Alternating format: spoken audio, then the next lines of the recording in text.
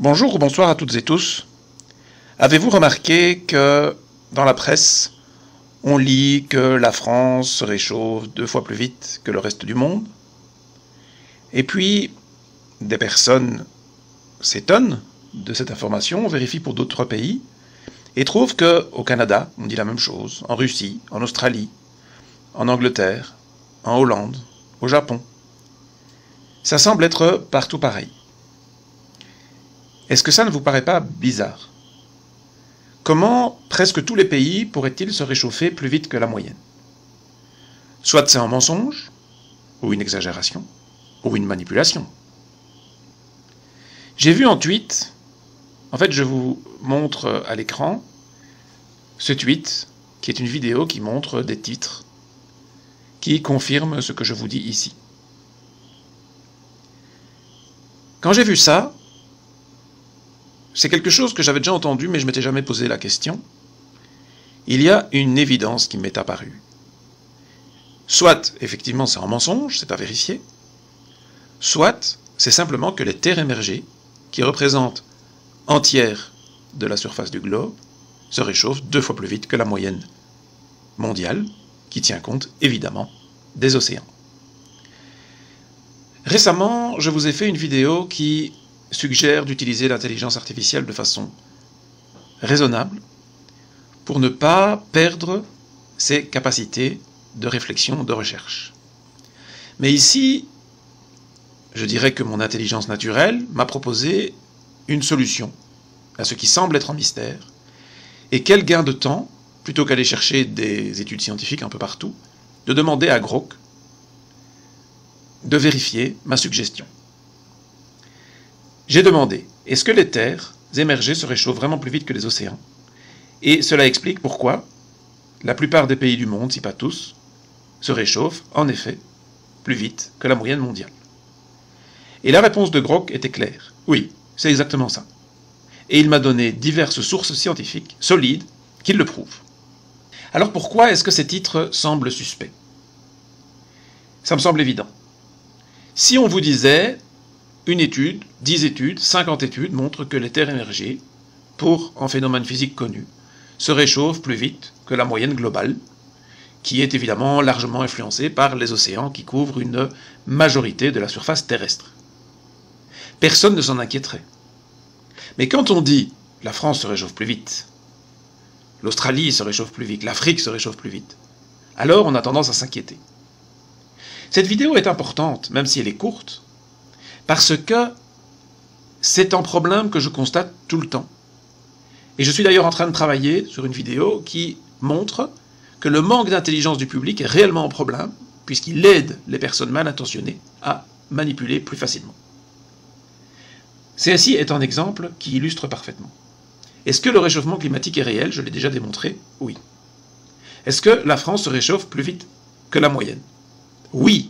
Vous voyez, c'est la vérité, mais c'est pas ça le problème. On vous le présente d'une manière qui fait que vous auriez tendance à vous inquiéter si vous le croyez, ou alors, vous dites, eh oh, on nous a déjà fait peur avec la pandémie, etc. Je n'y crois pas. Et rares sont les personnes qui font ce que j'ai fait ici, qui est pourtant logique. On a une information, peut-elle être vraie, et si oui, pourquoi? Et quand on a la réponse, on se rend compte très facilement de la manière dont une information réelle est manipulée pour provoquer une réaction recherchée. Et c'est vrai pour presque tous les problèmes que nous rencontrons. Surpopulation, climat, chute de biodiversité, guerre, terrorisme, etc. On prend des faits réels, mais on les présente d'une telle manière qu'ils peuvent faire peur, et ensuite que le pouvoir puisse alors prendre des mesures inappropriées, qui seraient inacceptables dans d'autres circonstances, mais qu'ils le deviennent grâce à l'information manipulée qui a été donnée. Or, la réaction, comme je viens de le dire, est souvent noire ou blanche. On y croit et on a peur, et donc on se laisse avoir. Ou alors on n'y croit pas et on rejette le tout en bloc. Ce que j'ai dit dans une vidéo qui s'appelle « Les idiots utiles », que je vous mets à l'écran donc, c'est que les gens qui rejettent tout en bloc, ils ont raison de se méfier des informations, mais en rejetant tout en bloc sans réflexion, ils rendent service au pouvoir, parce que le pouvoir peut alors facilement dire, regardez, ces gens, ils croient même pas qu'il y a un réchauffement climatique, on a des données scientifiques ici qui confirment les informations qu'on donne, ils n'y croient pas, c'est des anti-sciences, donc on ne va pas les écouter. Or, si vous aviez une réaction plus intelligente, dont je donne un exemple ici, c'est de dire, oh, qu'est-ce que vous racontez là? La France se réchauffe plus vite que la moyenne mondiale. 2 fois. Ok. Est-ce que c'est vrai? On va voir les sources. C'est vrai. Et puis on voit pour l'Australie, c'est vrai. L'Afrique, c'est vrai. Le Japon, c'est vrai. Mais si c'est vrai partout, c'est quoi le problème? C'est que la moyenne est calculée sur toute la Terre, y compris les océans qui se réchauffent moins vite. Et donc il n'y a plus de mystère, et il n'y a pas de raison d'avoir plus peur que nécessaire. Alors que ces titres veulent vous faire peur. Donc, la clé ici, c'est un petit peu de nuance, un petit peu de subtilité. Le monde n'est pas noir et blanc, et la science se comprend avec un peu de réflexion, et pas seulement avec un raisonnement en 2 phrases. Voilà. Je dois vous avouer que c'est la première vidéo, dont une partie du script, 3 minutes sur les 7 ou 8 à peu près, a été écrite par l'intelligence artificielle. J'ai voulu profiter du fait que j'ai interrogé Grok pour avoir la réponse à ma question, pour lui demander de faire un script. Je vous souligne toutefois qu'il est intéressant que dans le script de Grok, il y a une sorte de manipulation aussi anticomplotiste.